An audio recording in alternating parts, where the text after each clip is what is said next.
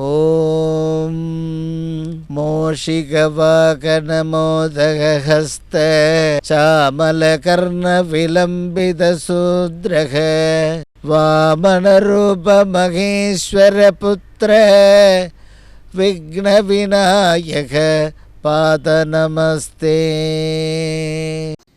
ஆயி ஆனந்தவல்லி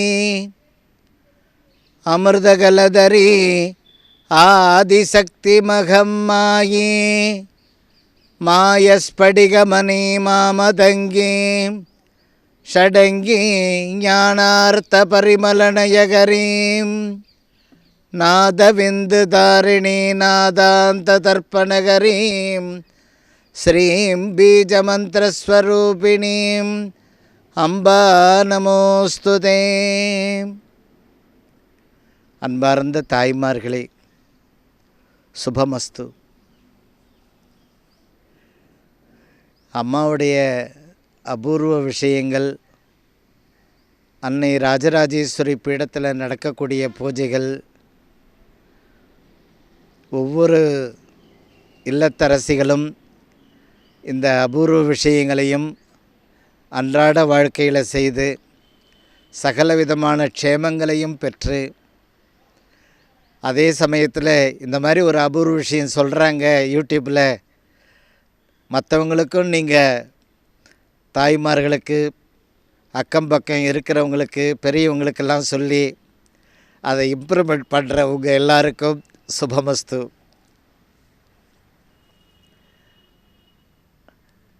அன்பார்ந்த தாய்மார்களே, அதாவது உங்களுடைய பக்தியால் தான் இந்த கலியுகத்தில் எல்லா காரியங்களாலையும் சாதிக்க முடியும். சேவையினால் எல்லா காரியங்களையும் சாதிக்க முடியும். அபூர்வ விஷயத்துக்கு வருவோம். பொதுவாக நாம் பிறந்த ஜென்ம நட்சத்திரம், ஜென்ம வாரம், அதாவது கிழமை, பிறந்த கிழமை, ஆங்கில தேதி, எந்த தேதியில் பிறந்தீங்க, ஏதாவது ஒன்று, அதாவது ஜென்ம வாரமான கிழமையோ அல்லது ஜென்ம நட்சத்திரத்தன்னைக்கோ பிறந்த தேதி மாதாந்திரத்தில் வரும். அந்த பிறந்த தேதி, அந்த தேதி அன்னைக்கு நவக்கிரக சன்னிதானத்தில் போய் நெய் தீபம் போடணும். அந்த ஒரு தரம் அந்த நெய் தீபம் அந்த மாதிரி நேரத்தில் போடும் பொழுது உங்களுடைய வாழ்க்கையில், அதாவது ராமதூதுவன் லங்கையை நோக்கி போகும்போது அந்த கடலில் ஒரு இடத்துல, குறிப்பிட்ட இடத்துல போய் நின்று கடக்க முடியாமல் இருக்கிறார். ரொம்ப நாழி பறக்கிறமே, நாம் இன்னும் லங்கையை போய் அடைய முடியலேன்னு யோசித்து கீழே பார்த்தா அங்கே ஒரு அரக்கன் மேலே போகிறவங்கள தடுத்து நிறுத்தக்கூடிய வரம் பெற்றவன். ஆஹா, இவனால தான் நாம் லங்கையை போய் அடைய முடியல போல இருக்கு அப்படின்னு கீழே இறங்கி வந்தார். ஆஞ்சநேயர் கதையால் அவனை சம்ஹாரம் பண்ணார். அப்படி சம்ஹாரம் பண்ணிவிட்டு அதுக்கப்புறம் லங்கைக்கு புறப்பட்டார். இந்த ஜென்ம தினம், டேட் ஆஃப் பர்த் உள்ள தேதி, அந்த நட்சத்திரம், அந்த மாதிரி நாளில் நவக்கிரகத்துக்கு நெய் தீபம் நாம் ஸ்பெசிஃபிக்காக போடும் பொழுது நம்முடைய வாழ்க்கையில், இப்போ சொன்ன பாருங்கள், ஏதோ ஒரு தடை இருக்குப்பா, முன்னேறவே முடியல, ஏதோ ஒரு கஷ்டம் பின்னாடி துரத்திக்கினே வருது, ஒரு பிரச்சனை தீர்ந்ததுன்னு அப்படி உட்காந்துருக்குறோம், மறுபடியும் இன்னொரு பிரச்சனை வருது. அந்த நெய் தீபத்தை அவசியம் போடுங்க அம்மா குறிப்பிட்ட காலத்தில். அப்படி போடும்போது உங்கள் வாழ்க்கையில் இருக்கிற தடை அகலும், ஒரு நல்ல நிலைமைக்கு திரும்புவீர்கள். வீட்டில் பணம் தங்கணும் தாய், என்ன பண்ணணும், என்ன தங்கணும், வீட்டில் பணம் தரணும், அது தங்கணும், வருது ஆனால் தங்க மாட்டேது. இப்போ உலகம் பூராவுமே 96% பணம் வருது, ஆனால் தங்க மாட்டேது. அந்த பணமானது, அந்த ஐஸ்வர்யமானது வீட்டுக்கு தங்கிறதுக்கு 2 பேரை சந்தித்து தரலாம். பசு, அடுத்தது யானை. ஒரு வெள்ளை கட்டியை கொடுங்க, அன்னையிலேருந்து வீட்டில் பணம் தங்க ஆரம்பிக்கும். யாருக்கு? பசுவுக்கு. அல்லது உங்கள் ஊரில் யானை இருக்கும் கோவிலில், ஒரு வெல்லம் ஒரு கிலோ வாங்கி போய் அழகாக பாக்கு மட்டையில் வச்சு கொடுங்க, சாப்பிட்டோம் யானை. அந்த யானைக்கோ அல்லது பசுவுக்கோ அந்த வெள்ளம் தரும்பொழுது வீட்டில் ஐஸ்வர்யமானது தங்கும். மார்கழி மாதத்தில் நடராஜரை பார்க்கும் பொழுது குலம் தழைக்கும். பெரிய படிப்பு படிச்சுட்டு இருக்கமேன்றவங்க, பெரிய உத்தியோகத்துக்காக காத்துட்டுருக்கிறவங்களுக்கு உடனடியாக உத்தியோகமும் அந்த பெரிய படிப்பில் வெற்றியும் உண்டாகும். மார்கழியில் நடராஜரை பார்க்கணும். ஞாபகத்தில் வைத்து கொள்ளுங்கள் இந்த அபூர்வ விஷயத்தை. இல்லை அந்த நோட்டு போட்டு எழுதினே வரீங்க பாருங்கள், அதில் எழுதி வைங்க. அம்மா சொல்லியிருக்கிறாங்களே நடராஜரை மார்கழி மாதத்தில் பார்க்க சொன்னாங்களே, அப்படி பார்க்கும் பொழுது குலம் தழைக்கும். பல ஆண்டுகள் குழந்தை இல்லாதவங்களுக்கு குழந்தை உண்டாகிடும். அதே போல் பெரிய படிப்புக்கு வெற்றி வாகை சூடுவார்கள். அந்த எக்ஸாமில் கோல்டு மெடல் பெறுவாங்க. அரசு பதவி, பன்னாட்டு நிறுவன பதவிக்காக காத்திருக்கிறவங்களுக்கு பதவி கிடைச்சிடும். அன்பு தாய்மார்களே, வியாழக்கிழமையில் பெருமாளுக்கு வீட்டிலையே சித்திரான்னம் செய்து நைவேத்தியம் பண்ணுங்க. வீட்டில் இருக்கக்கூடிய கஷ்டங்கள் அகலும். அன்பு தாய்மார்களே, பால் பாயசத்தை செவ்வாய்க்கிழமையில் செய்யுங்க. அப்படி பால் பாயசம் நைவேத்தியம் பண்ணும் பொழுது வீட்டில் மகாலட்சுமி கடாட்சம் உண்டாகும். அதே போல் பௌர்ணமியில் தாமரை இலையை கவிழ்த்து அந்த தாமரை இலையில் மதிய உணவு சாப்பிட்ணும். திருக்கல்யாணம் கைகூடும். அவங்களுக்கு யார் சாப்பிட்றாங்களோ, ரொம்ப நாளாக நஷ்டத்திலே இருக்கு பார் தொழில், அந்த தொழில் லாபகரமாக வளர ஆரம்பிச்சிடும். அடுத்தது அவங்களுக்கு எதிர்பார்க்குற ஒரு பதவியோ பெரிய உத்தியோகங்களோ அவங்களுக்கு கைகூடும். பௌர்ணமியில் தாமரை இலையை கவிழ்த்து அதில் சாப்பிட்ணும். அன்பு தாய்மார்களே, ஆங்கில தேதியில் 19, 10, 14, 23, 41, 5, அதாவது டோர் நம்பராக இருந்தாலும் சரி, பிறந்த தேதியாக இருந்தாலும் கணக்கில் எடுத்துக்கொள்ளுங்கள்.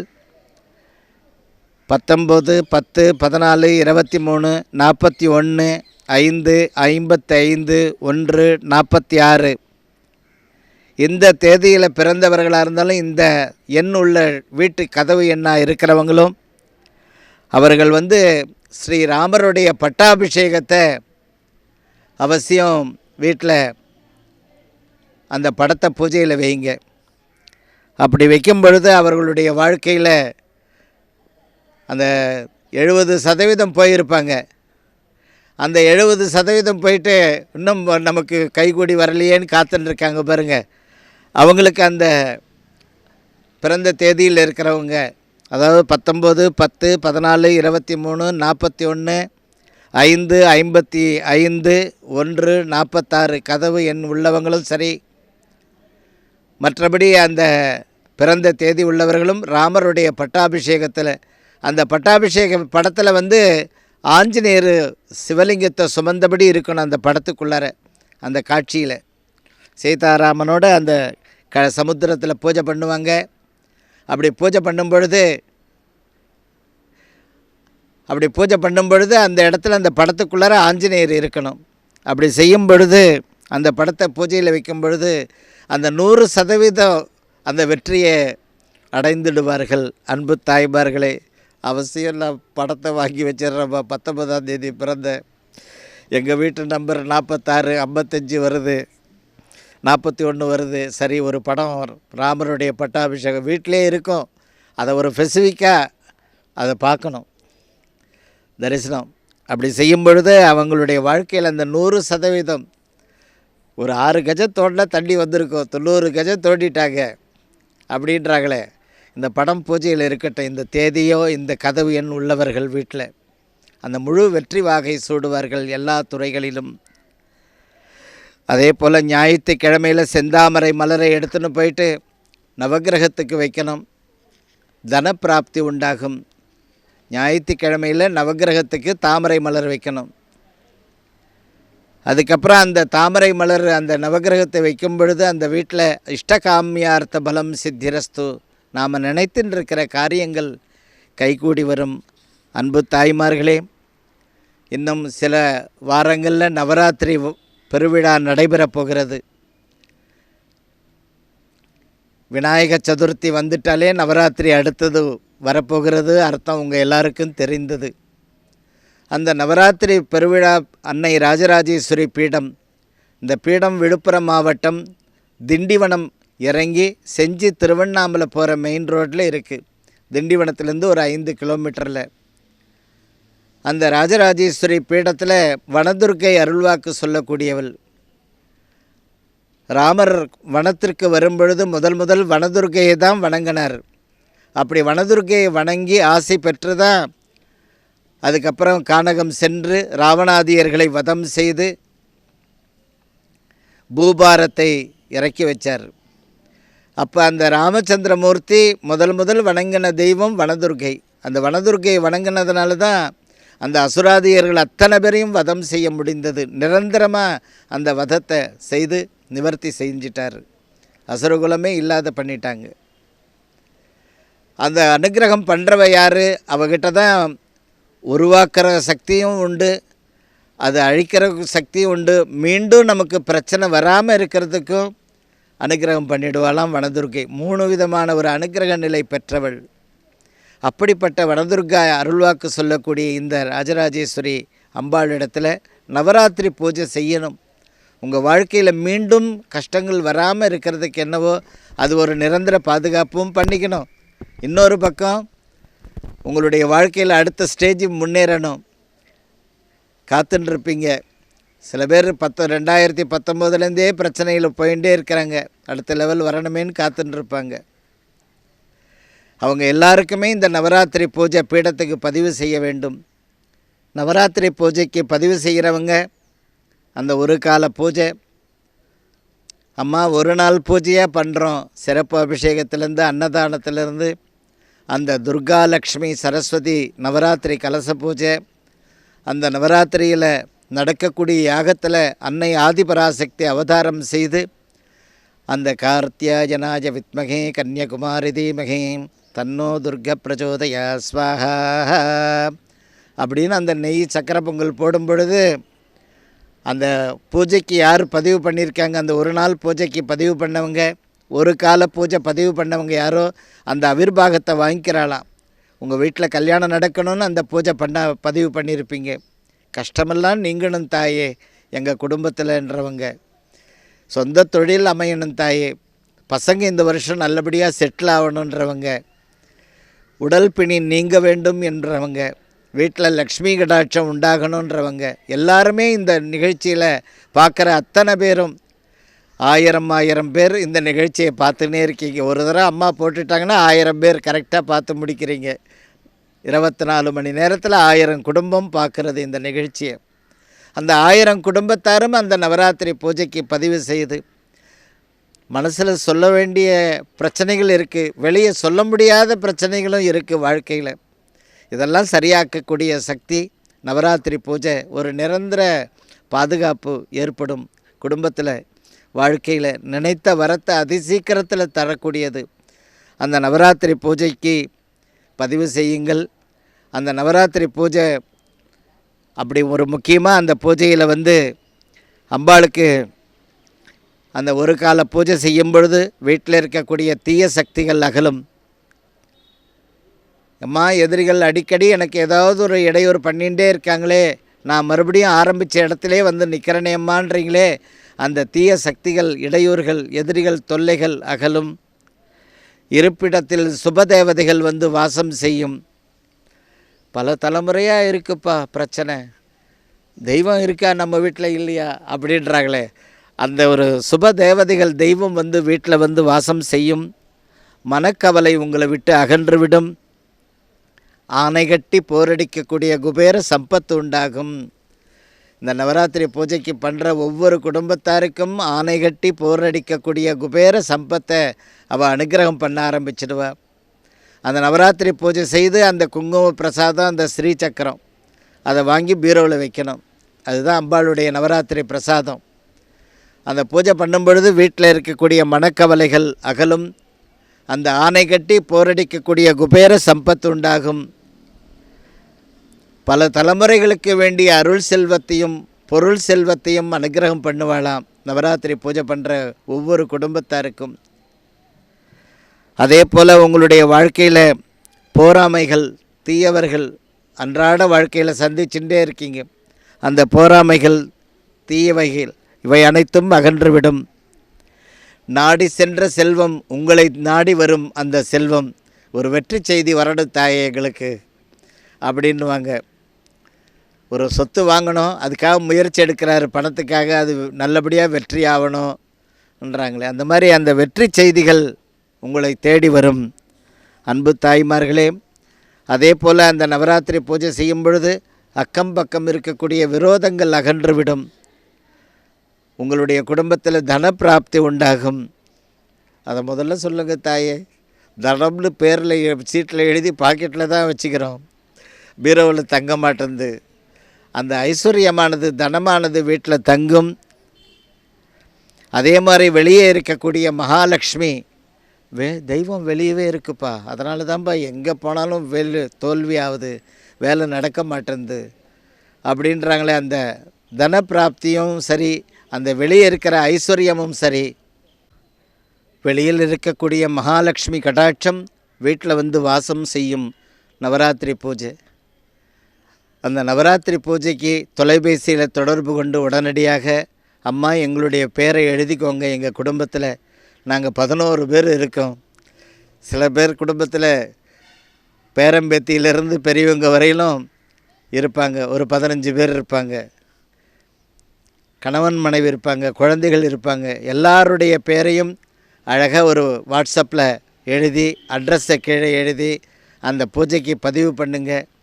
அந்த ஒரு கால பூஜை செய்கிற பாக்கியம் எங்களுக்கு அனுகிரகம் பண்ணட்டும் தாயே. ஒரு நாள் பூஜையே பண்ணுறோம், பர்மனெண்ட்டாக எங்களுக்கு எல்லாம் சரி பண்ணித்தாங்க. அப்படி அந்த ஒரு நாள் பூஜைக்கு என்ன ஆகும், தொலைபேசியில் தொடர்பு கொண்டு விவரம் அறிந்து அந்த பூஜைக்கு பதிவு செய்யுங்கள்.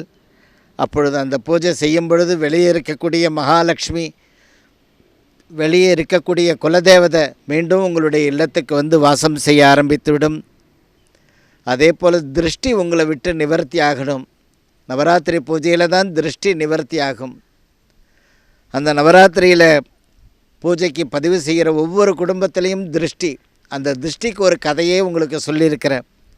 300 காலத்தில் பாண்டவர்கள் யுத்தமெல்லாம் முடித்துவிட்டு அஸ்தினாபுரத்திற்கு போகும்போது கிருஷ்ண பரமாத்மாவும் கூட வராரு. எல்லாரும் திருதராட்சன் பெரியப்பாவை போய் நமஸ்காரம் பண்ணும் பொழுது, அப்படி தர்மராஜா போய் நமஸ்காரம் பண்ணுறார். அப்பா, உன்னிடத்துல தர்மம் அறம் இருந்தது, நீ ஜெயிச்சிட்ட. என் குழந்தைகளிடத்தில் அந்த தர்மமானது அறமானது இல்லை, அதனால தான் தோல்வி அடைந்தார்கள். அதே போல் அடுத்தது பீமசேனை விழுந்து நமஸ்காரம் பண்ணணும் பெரியப்பான்னு போகும்போது அவனை நிப்பாட்டிட்டார். தங்கத்தால் ஆன பீமனை எடுத்தும் போய் அங்கே நிற்க வைக்கிறார். ஒரு சில டன் எடை உள்ள தங்க பிம்பத்தை ரெடி பண்ணி பீமனை போல் எடுத்தும் போய் அங்கே நிற்க வைக்கிறாரு. அப்படி நிற்க வைக்கும் பொழுது அந்த தங்கத்தால் ஆன பீமனை திருதராட்சன் கட்டி தழுவி, அவருடைய போராமையான எண்ணங்கள் பாருங்கள், அப்படி கட்டி தழுவி இருக்கிறார். படார்னு அந்த சிலையானது தூளாக செதறுது.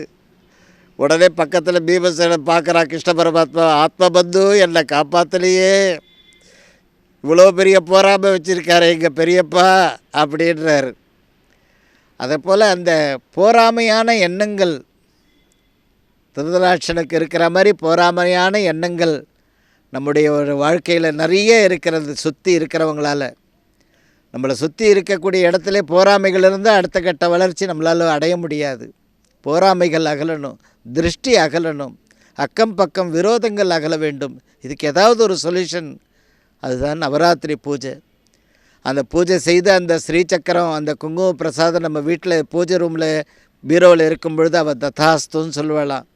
இன்றைக்கி ஒரு வியாபாரமாக போகிறோம், எதிரிகள் தொல்லை இல்லாமல் ஜெயிக்கணும், அக்கம் பக்கம் விரோதங்கள் ஏற்படாமல் இருக்கணும், போராமையான இடையூறுகள் எதுவும் வரக்கூடாது அப்படின்னு நம்ம நினைக்கிறோமே.